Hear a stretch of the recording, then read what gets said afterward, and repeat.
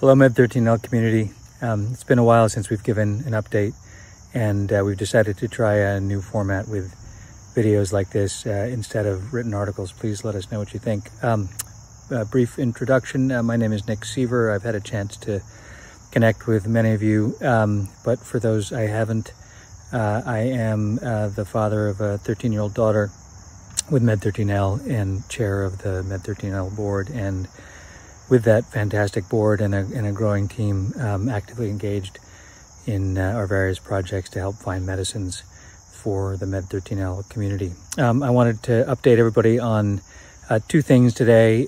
One is research, which I know everybody's eager to hear updates on, and we do actually have a lot of updates coming. And the second thing is ICD-10 code, and actually I'll start with that one. So what is an ICD-10 code? It's a diagnosis code. So if you go to the doctor and they diagnose you, with most reasonably common conditions, they will put down in the records a diagnosis code. It's called an ICD-10 code. So what does that do? First of all, it sets up a chain of events that allows payers, that is insurance companies, to provide coverage for the condition. It kind of works within the billing system of the provider, the clinic or the hospital or whoever it might be. And, there's clinical decision support that can come from the ICD-10 code. In other words, if a clinician puts in an ICD-10 code, there may be, records that allow the doctor to learn more about that condition and how best to treat it. And hospitals and clinics and so forth can use the diagnosis code for quality control to make sure that the right therapeutics are being given to patients with that condition, and so forth. And that's especially important for a rare condition like ours, where a lot of, in fact, most all clinicians who encounter this MED13L rare genetic disorder will be doing so for the first time. And it's particularly important for us because, with any luck, we should have medicines available for this community in the near future. And it's important for doctors to be able to connect the dots between, this patient has a MED13L condition, and actually here are specific medicines that may be helpful for them. That is just a few of the reasons that a diagnosis code is important. The vast majority of rare single gene disorders like MED13L do not have diagnosis codes. Frankly, there's resistance in the system to allowing for more codes. Understandable in one sense. Various players in the sector, are concerned about too many codes.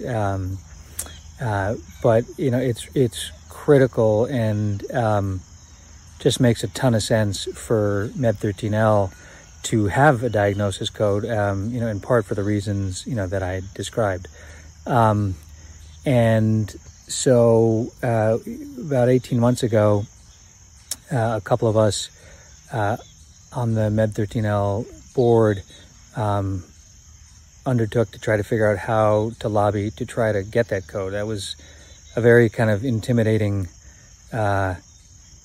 place for us to be, as a small organization running on fumes, really just a few people trying to go up against this massive bureaucracy that is the CDC and the WHO, to be heard and to try to navigate within the system to lobby for this thing that seemed like it made a ton of sense. I'm going to cut to the chase now. The short of it is, against what seemed like all odds, we got the diagnosis code. It is going to be official in the next month or so, and will actually start to go into the books early next year. And I know this sounds very wonky, but having that code is a huge, huge deal. As someone put it, it's kind of like getting accepted as a citizen into a country and getting a social security code. Social security code suddenly allows a whole bunch of things to happen that couldn't have happened before. And a disease having an ICD-10 code is a bit like that. We're officially citizens, if you will, of the medical records community. And so, what does that mean for each of you? Again, first of all, this will help us start to hopefully improve ways that we're reimbursed by insurance companies. It will allow doctors to understand the condition and really make the condition seem more official to them in a way and better characterized. It will allow for quality of care to be monitored to ensure that the best care is being given to our children and our family members with MED13L. As we hopefully soon have medicines available for the community, it'll allow clinicians to understand, what those medicines are, how they should be prescribed, and so forth. And, another really important piece of this is that it should dramatically improve our ability to identify who has MED13L. So, statistically, it looks like, there should be roughly 500,000 to 1.5 million MED13L patients worldwide. That's a huge number.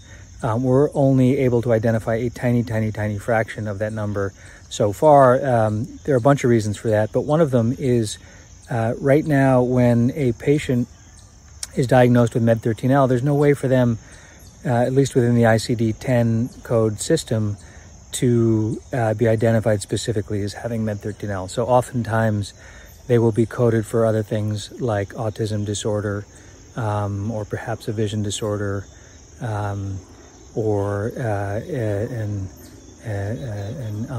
unspecified genetic condition. And that makes it impossible for us really to find our patients. And building the numbers of our patient community is absolutely critical in a lot of ways. We can be taken more seriously. We can do all kinds of things with larger numbers, including develop research and clinical trials. And perhaps most importantly, it makes us much more viable as a candidate for biopharma and for researchers in general to develop medicines for our community. There are a very large number of MED13L patients out there. We need to find them and identify them, and the ICD-10 code is in many ways a key that unlocks that. So again, this seems very wonky and maybe abstract, but this is a huge, huge moment for us as a community. It really puts us on a map and kind of makes us a citizen, if you will, within the medical community as a condition. So I wanted to say, first of all, thank you to a few key people in this. The first is Vanessa Diaz, who's just an incredible board member and MED13L mother.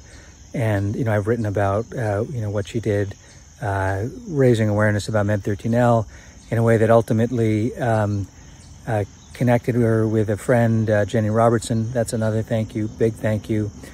Jenny is a lawyer who works in biopharma and connected us with Hogan Lovells, which is really a top-tier law firm and very active in biotech. And that's another huge, huge thank you. They really took us under their wing and pro bono helped us develop the application for the ICD-10 code and really led us every step of the way and wrote the application. And we couldn't have done it without them. So again, a huge, huge thank you to the Hogan Lovells team. And then finally, a special thank you to the amazing Dr. Wendy Chung, who is an esteemed SAB member, that's Scientific Advisory Board member of MED13L. We're really, really lucky to have her on our side. Wendy was our representative. Again, when you're lobbying really in front of, this massive organization that has a huge number of priorities and you're a tiny, at least for now, rare condition, I can say that, before we started all this, kind of felt like Vanessa and I were standing at the bottom of a massive cliff with no idea how to get up it in the dark, with our hands tied. And thanks to Hogan Lovells, and then thank you to Dr. Chung, we were able to get up that impossible seeming cliff and get this ICD-10 code. So big thank you to all of those people. I also did want to give a brief preview of an update, really, because we'll do more of an update on the research. I know everyone is very eager to hear about rare-base specifically. I would say a few things. One, we've actually expanded our research well beyond rare-base to find repurposed medicines. We'll talk a little bit more about that.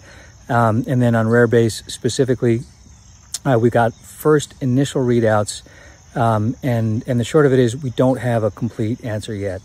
You know, on the one hand, it's very common for complicated and cutting-edge research programs like this one to take longer than initially hoped, and we have to keep perspective on that.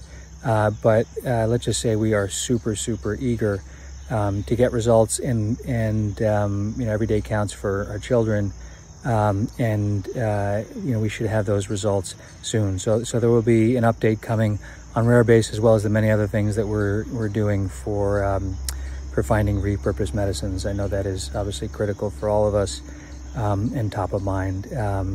We didn't want to give a full update on that until we had more fully baked information. So anyway, I will close by thanking you all for your engagement and your time.